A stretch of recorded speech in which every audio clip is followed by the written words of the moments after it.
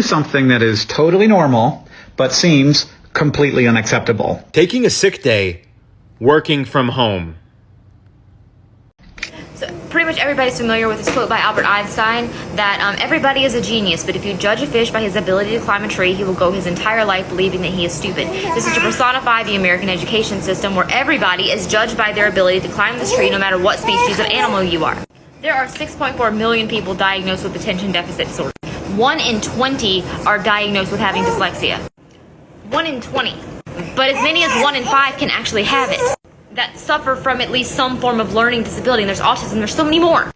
Why can they not put all of the ADHD kids, all of the dyslexic kids, into one classroom together? I don't know about most schools, but my school had one special education teacher for the entire school. And granted, now they have inclusion, but why can't you just meet those kids where they're at instead of just mixing everybody up and expecting them all to perform the same?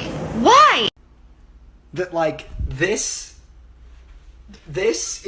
just rocks but on fire in a certain way. You just take some stuff from the ground, light it on fire for a while, maybe mix some of it with some other stuff, and then somehow it makes this. Makes a computer, which makes the internet. How did we get here? The Industrial Revolution in Europe was 200 years ago.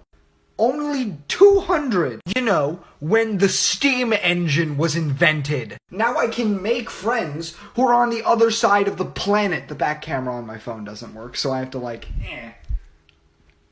Like, in reference to the Earth, like, that's like 2 weeks. Some Neolithic idiot couldn't drink milk a month ago, and now we have this thing. Imagine, if you will, killing off the vast majority of a diverse ecosystem to cultivate one single plant that has no nutritional or medicinal value. That is a lawn. It makes absolutely no sense to me. It's an utter ridiculous concept, but completely normal. The matter we regularly interact with daily is made up of only protons, neutrons, and electrons. But despite only 3 ingredients, everything is so different from each other. Like, my hand and this wall are made up of the same ingredients, but because of how they're arranged, they are different things. It's just so crazy how complicated our world can be, despite mostly everything having the same 3 ingredients.